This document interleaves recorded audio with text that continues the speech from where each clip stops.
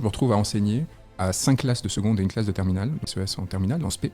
Donc des gens qui avaient un coefficient énorme pour le bac, qui jouaient leur vie, qui étaient déjà des survivants. C'est-à-dire des personnes qui étaient arrivées en terminale générale dans un lycée difficile, donc c'est pas du tout la norme, et qui n'avaient pas eu cours depuis 2 mois.